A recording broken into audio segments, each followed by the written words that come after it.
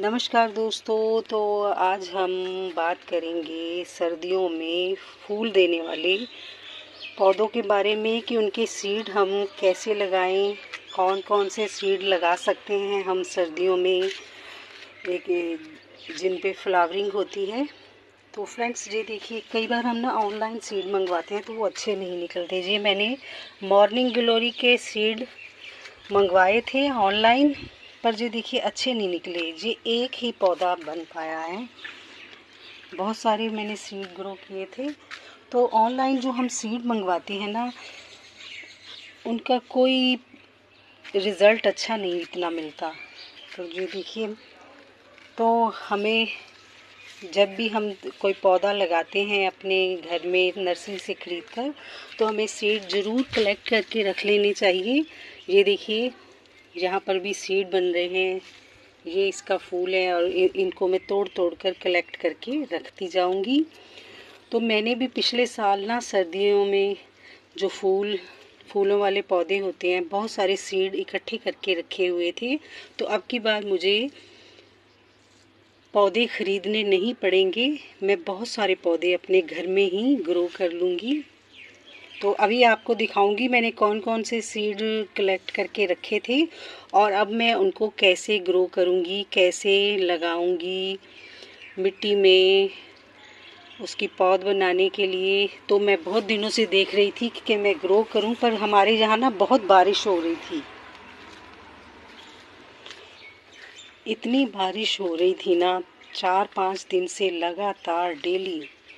हमारे पंजाब साइड में तो बहुत बाढ़ आई हुई है, कई शहरों में बहुत बुरा हाल है वहाँ पर। भगवान करे जल्दी से सब ठीक हो जाए। कई लोग बेघर हो गए हैं, कई जानवर, कई इंसानों की जान गई है।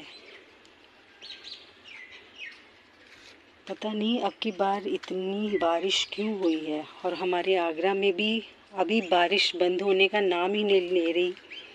तो मैं कई बार छत पे आती थी, फिर मैं देखती थी कि धूप निकली है तो उसी टाइम बारिश शुरू हो जाती थी। तो अब थोड़ा मौसम सही है। आज मैं आपको अभी सीड निकाल कर दिखाऊंगी और मैं उनको धूप भी लगवाऊंगी। तो फ्रेंड्स, जब भी हमें कोई सीड लगाने हैं तो सबसे पहले उनको धूप लगाना बहुत ही ज़रूरी होता है। ऐसे धूप लगा लेते हैं ना जब हम सीड्स को, तो उनके जर्मिनेशन के चांसेस बहुत ज़्यादा बढ़ जाते हैं। तो आइए दिखाती हूँ मैं आपको सीड। ये देखिए, ये सारे सीड मैंने ऐसे इकट्ठे करके रख लिए थे। अब मैं आपको दिखाऊंगी, इनको धूप भी लगवाऊंगी। जे मैंने बड़ी सी थाली ले ली है, सभी मैं सीड इसी में रखकर सभी को धूप लगा लूँगी। तो ये देखिए, मैंने नाम भी लिख लिख के रखे हुए थे। तो ये है सिनेरिया, जी सिनेरिया और कॉर्नफ्लावर। और ये देखिए, और ये कैंडी डुफ्ट और आइस फ्लावर। आइस फ्लावर के ना सीड बहुत छोटे छोटे से होते हैं। अभी दिखाती हूँ मैं। ये देखिए, ये इसके अंदर सीड स्टोर हैं।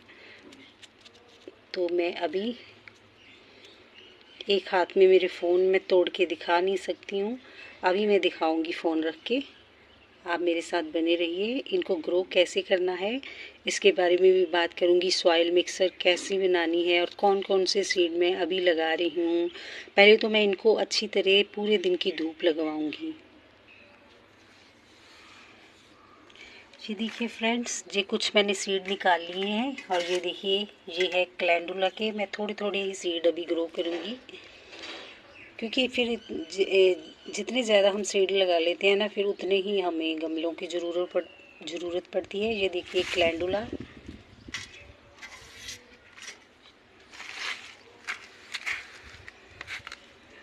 और ये देखिए स्वीट विलियम के, ये ब्लैक वाले देखिए, जैसे क्या कहते हैं, काले तिल नहीं होते ऐसे, ये स्वीट विलियम के हैं। और ये डॉग फ्लावर, ये देखिए बिल्कुल बारीक बारीक से हैं। और ये हैं स्वीट अलाइसम। छोटे छोटे से फूल आते हैं इसके गुच्छों में। और ये देखिए, और ये हैं हॉली हुक के। ये सब मैंने ना ऐसे ही रख दिए थे, नाम लिख लिख के दे दिए। देखिए, स्वीट विलियम, स्वीट एलाइसम। तो इनमें से मैंने कुछ ही निकाले हैं और कुछ मैं बाद में ग्रो करूँगी। ये देखिए, आइस फ्लावर बहुत ही सुंदर फूल होता है, बहुत ही छोटा सा पौधा होता है, बहुत प्यारे फूल आते हैं उस पर। तो इसके ना अंदर सीड होते हैं बिल्कुल बारीक से, जैसे खस होती है ना, छोटे छोटे से दाने होते हैं, ऐसे ऐसे ऐसे वाइट कलर के सीड होते हैं उसके, इसी रंग में। तो अभी इनको मैं सुखाऊंगी। सूखने के बाद इसके पीछे इसके अंदर यहाँ पर सीड स्टोर होते हैं। जब ये बिल्कुल ड्राई हो जाएगी ना जी, तो फिर मैं इनको तोड़कर इनमें से सीड निकालकर उनको ग्रो करूँगी। तो अभी मैं इनको सूखने के लिए रखूँगी, पूरे दिन की धूप दिखाऊँगी।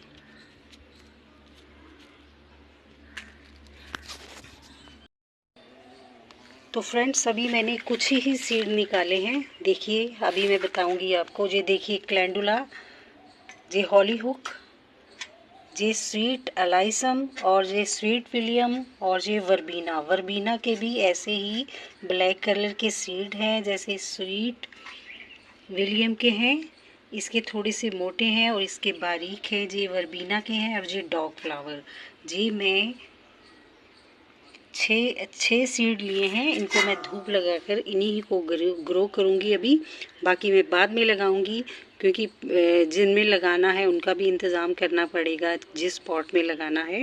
अभी मेरे पास एक दो पॉट ही खाली हैं, तो अभी मैं इनको धूप लगाकर इन्हीं को ग्रो करूँगी। तो अभी मैं रख रही हूँ धूप में, तो शाम को मैं लगाऊंगी। आपको दिखाऊंगी कैसे मैं किस तरह की मिट्टी में लगा रही हूँ और कहाँ रखना है। इन सीड तो हम लगा लेते हैं ना, लेकिन हमें रखना कहाँ पर है, ये सबसे ज़्यादा ज़रूरी होता है। तो फ्रेंड्स, ये देखिए, मैंने सभी सीड्स को 2-3 घंटे की धूप लगवा ली है। धूप निकली 2-3 घंटे के लिए, फिर से बादल होने शुरू हो गए, तो मैं जल्दी से उठा कर ले आई हूँ। अब मैं इनको लगाऊंगी। और ये देखिए, मैंने ये लिए हैं पॉट जिनमें मैं लगाऊंगी। ये थर्मोकोल के कंटेनर्स हैं, छोटे छोटे से पड़े हुए थे। तो ये देखिए, मैंने इसमें मिट्टी डाल ली है। मिट्टी बिल्कुल गीली नहीं है, गार्डन सॉइल है, इसमें कोई भी कंकर पत्थर नहीं है, बिल्कुल मुलायम सी मिट्टी बनाई है मैंने। इसमें अभी मैंने कुछ भी नहीं मिलाया, ऐसे ही मिट्टी है। तो ये मैंने दोनों ही थर्मोकोल के कंटेनर लिए हैं। ज़्यादा गहराई वाले कंटेनर लेने की कोई ज़रूरत नहीं है। जो छोटे छोटे से ही पौधे निकलते हैं, फिर हम इनको अलग करके दूसरे गमलों में लगा देंगे। तो ये एक साइड पे मैं एक बीज लगाऊंगी और दूसरी साइड पे दूसरे वाले। और मैं इस पे अब थोड़ी सी जो वर्मी कंपोस्ट ली है, इसको थोड़ा सा मैं फैला दूंगी इसके ऊपर।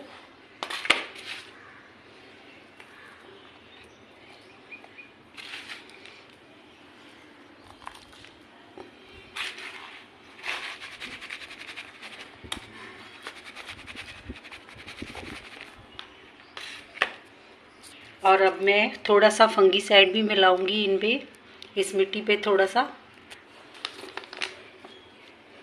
क्योंकि बरसात का मौसम है तो फंगस लगने के चांसेस भी बहुत ज़्यादा हो जाते हैं।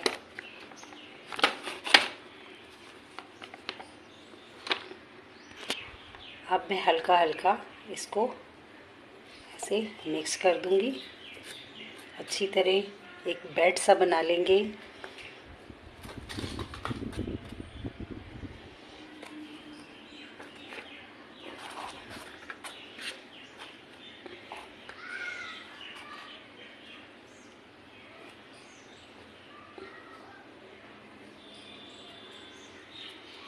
अब मैं पानी दे दूंगी। जो बरसात का पानी मैंने स्टोर करके रखा है वो भी दूंगी।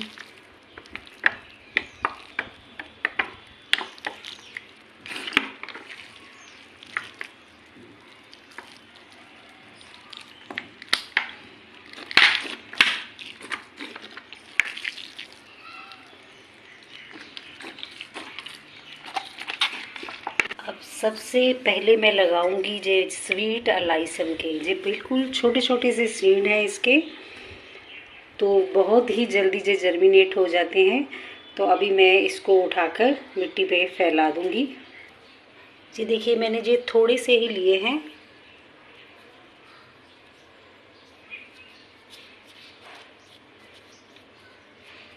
इनको फैला दिया और अब मैं दूसरी साइड पर और कोई सीड लगाऊंगी, जैसे आइस फ्लावर इसके लगाऊंगी। ये देखिए, ये है आइस फ्लावर के सीड। ये देखिए, अब मैं इनको इधर वाली साइड पे फैला दूंगी।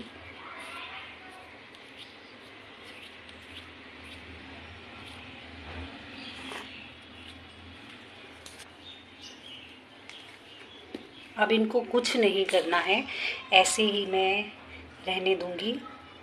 इसके ऊपर पानी भी नहीं देना है।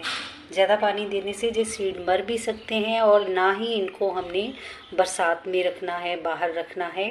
बरसात के पानी से बचाकर रखना है, क्योंकि ये सीड बहुत ही छोटे छोटे से हैं और बहुत ही नाजुक हैं, और ये सड़ गल भी सकते हैं अगर बरसात का पानी इन पे पड़ गया तो। अभी हम 2 दिन पानी इस पे नहीं देंगे, क्योंकि टेम्परेचर बहुत अच्छा है, बहुत मॉइस्चर है। अब दूसरे कंटेनर में मैं जो वर्बीना इसके सीड लगाऊंगी। ये देखिए, इसको भी मेरे हाथ में ना, दूसरे हाथ में फ़ोन मैंने पकड़ा हुआ है। तो अब मैं इसको इकट्ठा करके अपने हाथ में लेकर फैला दूंगी मिट्टी के ऊपर। ये देखिए, वर्बीना जैसे काले तिल होते हैं ना, ऐसे ऐसे सीड हैं इसके। और इसको मैं यहाँ पर फैला दूंगी।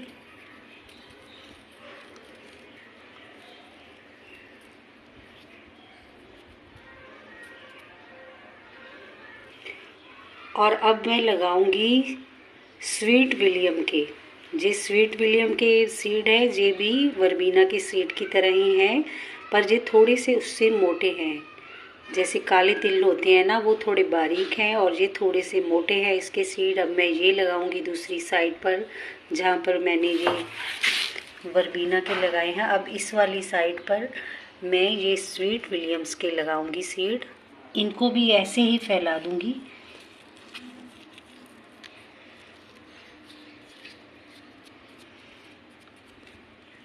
और फ्रेंड्स, ये जो कैंडुला के सीड हैं, ये कहीं पर भी हम लगा सकते हैं। कोई ऐसा गमला जिसके आसपास मिट्टी ऐसे ही खाली पड़ी है, वहाँ पर थोड़ी सी वर्मी कंपोस्ट डालकर इन सीड्स को हम लगा सकते हैं। ये तो बहुत ही आसानी से ग्रो हो जाते हैं। इनको मैं यहाँ पर नहीं लगाऊंगी। और ये हॉलीहोक, इसको भी हम कहीं पर भी लगा सकते हैं। जैसे कोई पौधा लगा हुआ है, उसके आसपास अगर मिट्टी खाली है, मैं अभी लगाऊंगी, आपको बताऊंगी। अब जो मैंने लगा लिए हैं ना, इनको अब मैं थोड़ा सा कवर कर दूंगी कि मॉइस्चर बना रहे, जल्दी पानी मत ना सूखे। क्योंकि जब हम पानी डालते हैं तो मिट्टी ऊपर नीचे हो जाती है और हमारे सीड दब जाते हैं। तो अब मेरे पास सूखी पत्तियां पड़ी हुई हैं। इन्हीं सूखी पत्तियों से हल्का हल्का मैं इसको, इन सीड्स को जो लगाए हैं, ढक दूंगी बस।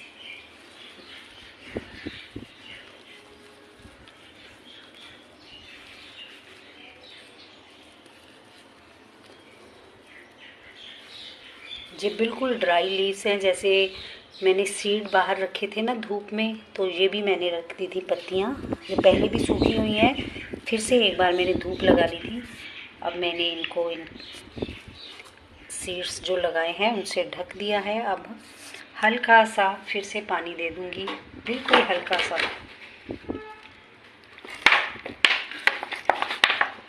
डोला के।